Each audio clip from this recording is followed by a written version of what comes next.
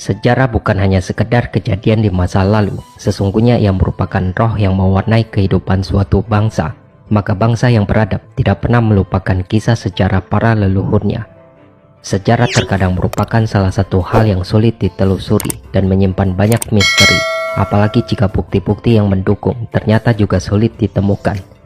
Perdebatan tentang sosok legendaris ini bisa saja terus bergulir, namun dia tetaplah menjadi sosok yang inspiratif bagi masyarakat. Sosok pemimpin Sunda yang muncul dari latar kesedihan dinasti terdahulu, dengan karisma yang merambat ke seluruh Nusantara, tak terkecuali tatkala kepulauan ini terjamah para pendatang dari Eropa. Sosok Raja Sunda yang berkarakter dan merupakan pemimpin yang memiliki keteguhan dalam berprinsip, dengan tetap menjunjung tinggi makna welas asih, serta memiliki jiwa yang bersahaja, tetap memikirkan keadilan dan kesejahteraan bagi rakyatnya. Dialah sosok raja besar yang diakui oleh beragam keyakinan. Sri Paduka Maharaja atau Prabu Siliwangi, yang juga dikenal dengan nama Jaya Dewata, mengawali pemerintahan zaman Pakuan Pajajaran Pasundan yang memerintah kerajaan Sunda Galuh selama 39 tahun, yaitu antara 1482 hingga 1521 Masehi. Pada masa inilah Pakuan Pajajaran di Bogor mencapai puncak perkembangannya. Kerajaan ini adalah suatu kerajaan yang merupakan penyatuan dua kerajaan besar di tanah Sunda yang saling terkait erat, yaitu Kerajaan Sunda dan Kerajaan Galuh. Di Tatar Pasundan, Sri Paduka Maharaja lebih dikenal dengan nama Prabu Siliwangi. Menurut tradisi lama, orang segan atau tidak boleh menyebut gelar raja yang sesungguhnya. Maka dari itu, juru pantun mempopulerkannya dengan sebutan Siliwangi. Lantas siapakah Prabu Siliwangi? Apakah Prabu Siliwangi adalah Sri Paduka Maharaja ataukah gelar bagi seluruh raja Pajajaran? Sejarah tidak pernah berpihak. Sejarah yang kita baca tergantung pada siapa penulisnya. Ada beberapa pendapat tentang siapakah sebenarnya yang disebut Prabu Siliwangi, namun dapat ditarik satu garis merah bahwa pendapat-pendapat tersebut sepakat jika Siliwangi dari sudut pandang bahasa Sunda terdiri dari dua kata, yaitu Sili yang secara umum berarti penerus atau pengganti, dan Wawangi yang berarti harum mewangi. Wangi yang dimaksud di sini ditujukan pada harumnya nama Prabu Maharaja Linggabuana yang gugur bersama seluruh pasukannya demi membela kedaulatan kerajaan Pajajaran. Di medan perang Bubat, ia banyak membinasakan musuhnya karena Prabu Maharaja sangat menguasai ilmu senjata dan mahir berperang. Tidak mau negaranya diperintah dan dijajah orang lain. Ia berani menghadapi pasukan besar Majapahit yang dipimpin oleh Sang Pati Gajah Mada. Oleh karena itu, ia bersama semua penggiringnya gugur tak tersisa. Ia senantiasa mengharapkan kemakmuran dan kesejahteraan hidup rakyatnya di seluruh bumi Tatar Sunda. Kemasyhurannya sampai ke seluruh Nusantara dan membangkitkan rasa bangga keluarga, menteri-menteri kerajaan, angkatan perang, serta rakyat Tatar Sunda. Oleh karena itu, nama Prabu Maharaja Linggabuana Mewangi. Selanjutnya ia disebut Prabu Wangi, dan keturunannya lalu disebut dengan nama Prabu Siliwangi. Pendapat pertama yang paling populer mengatakan bahwa Prabu Siliwangi adalah nama sebutan atau nama panggilan kehormatan kepada Pangeran Jaya Dewata ketika dinobatkan sebagai Maharaja Pajajaran bergelar Sri Paduka Maharaja. Disebut Maharaja karena memang Sri Paduka bertata tidak hanya untuk satu kerajaan, tetapi menjadi raja bagi dua kerajaan sekaligus, yaitu Kerajaan Sunda dan Kerajaan Galuh. Ia disebut sebagai Siliwangi atau penerus Prabu Wangi karena telah mengembalikan kebesaran kerajaan Sunda seperti pada masa kakek buyutnya. Di samping itu, ia juga telah kembali menyatukan kerajaan yang terpecah, Sunda dan Galuh, dua kerajaan yang disandingkan dengan kesetaraan dan kesejajaran hingga menjadi Kerajaan Sunda Galuh atau Kerajaan Pajajaran. Dan pada masa itu, kerajaan mencapai kegemilangan yang luar biasa. Sri Paduka Maharaja adalah putra dari Raja Kerajaan Galuh yang bernama Prabu Dewa Niskala, anak dari Prabu Niskala Wastu Kancana, putra dari Prabu Maharaja Linggabuana yang gugur di Perang Bubat. Pada saat Prabu Maharaja Linggabuana gugur, yaitu tahun 1357, Pangeran Niskala Wastu Kancana masih sangat muda. Itu sebabnya kemudian tata kerajaan sementara waktu dipegang oleh Pangeran Mangkubumi Suradipati atau Prabu Bunisora, adik dari Prabu Maharaja Linggabuana. Ia memegang kendali kerajaan sampai Pangeran Niskalawastu Kancana mencapai usia dewasa. Pada tahun 1371, Pangeran Niskalawastu Kancana dinobatkan sebagai raja bergelar Prabu Raja Wastu dan berkuasa hingga tahun 1475. Ia memiliki dua permaisuri. Yang pertama bernama Rara Sarkati, berasal dari Lampung, dan darinya lahir seorang putra bernama Sang Haliwungan. Permaisuri kedua adalah adik sepupunya sendiri bernama Mayang Sari, putri Prabu Bunisora pamannya. Darinya lahir 4 orang putra bernama Ningrat Kancana, Surawijaya, Gedeng Sindangkasi, dan Gedeng Tapa. Di penghujung masa kekuasaannya, Niskalawastu Kancana membagi kerajaannya menjadi dua untuk kedua putra sulungnya dari permaisuri berbeda. Sang Haliwungan dinobatkan sebagai Raja Sunda bergelar Prabu Susuk Tunggal, sedangkan Ningrat Kancana, putra sulung hasil perkawinan dengan Mayang Sari, dinobatkan sebagai Raja Galuh bergelar Prabu Dewa Niskala. Ia adalah ayah Jaya Dewata atau Sri Baduga Maharaja.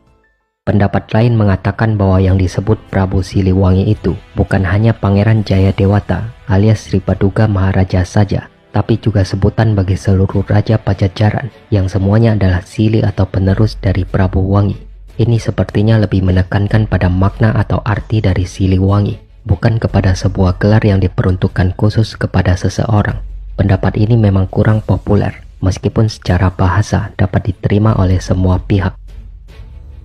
Pangeran Wangsakerta, penanggung jawab penyusunan sejarah Nusantara, menganggap bahwa tokoh Prabu Wangi adalah Maharaja Linggabuana, sedangkan penggantinya bukan Sri Baduga, melainkan Niskalawastu Kancana kakeknya.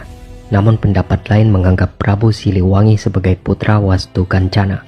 Dalam carita Pariangan disebutkan bahwa Niskalawastu Kancana adalah keturunan Prabu Wangi. Dalam hal ini Dewa Niskala, ayah Jaya Dewata dilewatkan.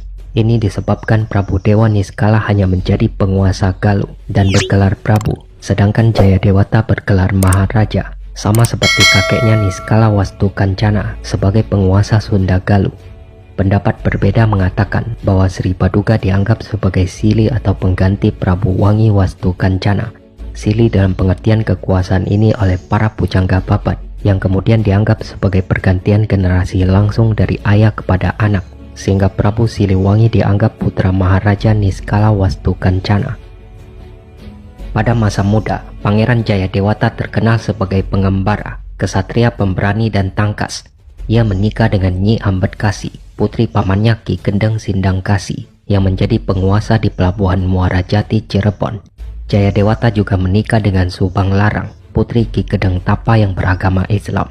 Saat itu ia menyamar dengan nama Kekembingan Raja Sunu dan mengalahkan Ratu Kerajaan Japura, yaitu Prabu Amukmurugul, yang juga merupakan sepupunya, putra dari Prabu Susuk Tunggal, saat bersaing memperebutkan Subang Larang.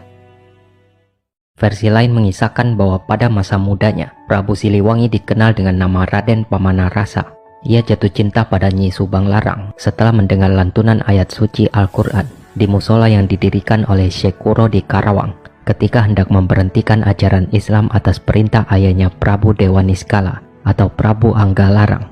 Raden Pamanarasa mengurungkan niatnya untuk menutup pesantren Kuro dan tanpa ragu-ragu menyatakan isi hatinya untuk memperistri Nyi Subang Larang yang cantik dan halus budinya. Pinangan tersebut diterima, tapi dengan syarat mas kawinnya yaitu lintang kerji jejer 100. Yang dimaksud itu adalah simbol dari tasbih yang merupakan alat untuk berwirid yang berada di Mekah. Permohonan Nyi Subang Larang disanggupi oleh Raden Pamanarasa. Atas petunjuk Syekh Kuro, Raden Pamanarasa segera pergi ke Mekah. Sekembalinya dari Mekah, mereka melangsungkan pernikahan di pesantren dan dipimpin langsung oleh Syekh Kuro. Pernikahannya dengan Subang Larang melahirkan Raden Walang Sungsang atau Cakrabuana, Nyimas Larasantang, dan Raden Kian Santang. Setelah terbuka jati diri Jaya Dewata dan ternyata masih kerabat, lalu Prabu Amukmurugul mengantarkannya menemui ayahnya, Prabu Susuk Tunggal di Kerajaan Sunda, dan lalu dijodohkan dengan Nyai Kentring Manikmayang Sunda, putri Prabu Susuk Tunggal, yang nanti melahirkan Surawisesa dan Surasowan. Surawisesa kelak menjadi pengganti Sri Baduga Maharaja di Pakuan Pajajaran, dan Surasowan menjadi adipati di pesisir Banten atau Banten Girang. Surasowa berputra Adipati Arya Surajaya dan putri Nyai Kaung Anten. Nyai Kaung Anten kelak menikah dengan Syarif Hidayatullah atau Sunan Gunung Jati, putra dari Lara Santang.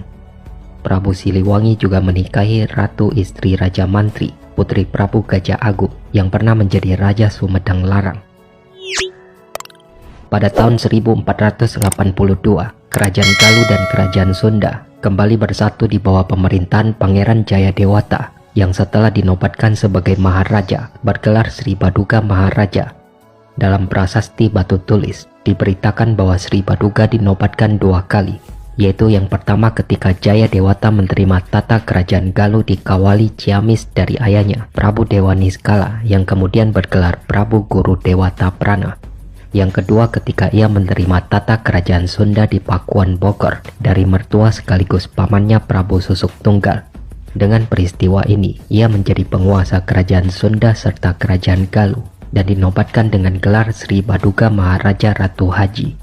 Di Pakuan Pajajaran Sri Sang Ratu Dewata, rakyat Sunda kembali menyaksikan iring-iringan rombongan raja yang berpindah tempat dari timur ke barat.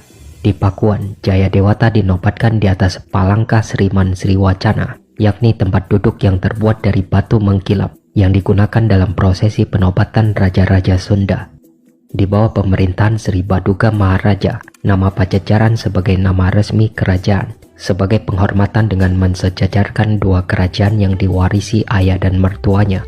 Kegemilangan Pajajaran di bawah pemerintahan Sri Baduga dan bersatunya kembali kedua kerajaan itu mengingatkan rakyat kepada kebesaran nama Prabu Maharaja Linggabuana atau Prabu Wangi dan menjulukinya sebagai Prabu Siliwangi. Setelah dinobatkan menjadi raja, tindakan pertama yang diambil oleh Sri Baduga adalah menunaikan amanat dari kakeknya yang disampaikan melalui ayahnya. Isi pesan ini bisa ditemukan pada salah satu prasasti peninggalan Sri Baduga di Kebantenan yang berisi peraturan sistem pajak atau upeti. Prabu Siliwangi dikenal sebagai pemimpin yang memegang teguh asas kesetaraan dalam kehidupan sosial. Selain itu, ia juga mencurahkan perhatian kepada pembinaan agama, pembuatan parit pertahanan, memperkuat angkatan perang, membuat jalan dan menyusun pagelaran atau formasi tempur. Pajajaran adalah negara yang kuat di darat tetapi lemah di laut. Mereka memiliki kira-kira 100.000 prajurit, pasukan gajah sebanyak 40 ekor. Namun di laut Pajajaran hanya memiliki 6 buah kapal angkut dan beberapa perahu untuk kepentingan perdagangan antar pulau. Beberapa sumber sejarah mengisahkan peristiwa-peristiwa yang terjadi pada masa pemerintahan Sri Baduga Maharaja. Menurut Pustaka Nagara Kereta Bumi, pada tanggal 12 bagian terang bulan Caitra tahun 1404 Saka, Syarif Hidayat atau lebih dikenal dengan Sunan Gunung Jati menghentikan pengiriman upeti yang seharusnya dibawa setiap tahun ke Pakuan Pajajaran. Syarif Hidayat masih cucu Sri Baduga dan Lara Santang. Ia sendiri dijadikan raja oleh pamannya Pangeran Cakrabuana dan menjadi raja merdeka terlepas dari Pajajaran di Tatar Pasundan. Ketika itu Sri Baduga baru saja menempati istana Sang Bima, sebelumnya di Surawisesa. Kemudian diberitakan bahwa pasukan Angkatan Laut Demak yang kuat berada di pelabuhan Cirebon untuk menjaga kemungkinan datangnya serangan Pajajaran. Tumenggung Jagabaya beserta 60 anggota pasukannya yang dikirimkan dari Pakuan ke Cirebon tidak mengetahui kehadiran pasukan Demak di sana. Jagabaya tak berdaya menghadapi pasukan gabungan Cirebon Demak yang jumlahnya sangat besar. Setelah berunding, akhirnya Jagabaya menyerahkan diri dan masuk Islam. Peristiwa ini kemudian diketahui oleh Sri Baduga yang kemudian menyiapkan pasukan besar-besaran untuk menyerang Cirebon. Akan tetapi pengiriman pasukan itu bisa dicegah oleh pendeta tertinggi keraton bernama Ki Purwagali. Cirebon adalah daerah warisan Cakrabuana atau Walang Sungsang dari mertuanya Ki Danosela, dan daerah sekitarnya diwarisi dari kakeknya Ki Gedeng Tapa. Sri Baduga sendiri yang menobatkan Cakrabuana sebagai penguasa Cirebon dengan gelar Sri Mangana, sedangkan Syarif Hidayat dinobatkan oleh Cakrabuana dan juga masih cucu Sri Baduga. Maka alasan pembatalan penyerangan itu bisa diterima oleh penguasa Pajajaran. Demikianlah situasi yang dihadapi Sri Baduga pada masa pemerintahannya. Keadaan makin tegang ketika hubungan Demak Cirebon makin dikukuhkan dengan perkawinan putra-putri dari kedua belah pihak. Persekutuan Cirebon Demak ini sangat mencemaskan Sri Baduga di Pakuan. pada tahun 1512, ia mengutus putra mahkota Surawisesa menghubungi Panglima Imperium Portugis di Malaka. Sebaliknya, upaya Pajajaran ini telah meresahkan pihak Demak. Pangeran Cakrabuana dan Syarif Hidayat tetap menghormati Sri Baduga karena masing-masing sebagai ayah dan kakek. Oleh karena itu, permusuhan antara Pajajaran dan Cirebon tidak berkembang ke arah ketegangan yang melumpuhkan sektor-sektor pemerintahan. Sri Baduga hanya tidak senang hubungan Cirebon-Demak yang terlalu akrab, bukan terhadap kerajaan Cirebon. Terhadap Islam ia sendiri tidak membencinya, karena salah seorang permaisurinya Subang Larang adalah seorang muslimah, dan ketiga anaknya, Walang Sungsang alias Cakrabuana, Lara Santang, dan Raden Kian Santang, diizinkan sejak kecil mengikuti agama ibunya. Karena permusuhan tidak berlanjut ke arah pertumpahan darah, maka masing-masing pihak dapat mengembangkan keadaan dalam negerinya. Demikianlah pemerintahan Sri Baduga dilukiskan sebagai zaman kesejahteraan. Kerajaan Sunda Galuh diperintah dengan adil. Mereka adalah orang-orang jujur. Sri Baduga Maharaja alias Prabu Siliwangi dalam prasasti kebantenan disebut Susuhunan di Pakuan Pajajaran, memerintah selama 39 tahun, yaitu 1482 hingga 1521. Ia disebut secara anumerta Sang Lumahing atau Sang Mokteng Rancamaya karena ia dipusarakan di Rancamaya. Meski belum jelas betul sumber sejarah mana yang paling benar mengisahkan tentang Prabu Siliwangi dan kerajaan Pajajaran, namun sosok ini adalah panutan yang dihormati di berbagai keyakinan. Dalam kepercayaan tradisional Sunda Wiwitan, tokoh ini dihormati dan merupakan gambaran pemimpin yang ideal bagi masyarakat Sunda. Ia diakui dan dihargai sebagai karuhun atau leluhur para bangsawan Sunda. Tidak hanya itu saja, di kompleks Pura Parayangan Agung Jagatkarta di lereng Gunung Salak juga terdapat sebuah candi yang dibangun untuk menghormati Prabu Siliwangi. Sosok legendaris ini juga dipuja dan memiliki altar tersendiri di Vihara Namhai Kwanse Impusa, Simpenan Sukabumi. Sebuah legenda mengisahkan tentang perjalanan hidup Prabu Siliwangi dan kesaktian yang ia miliki.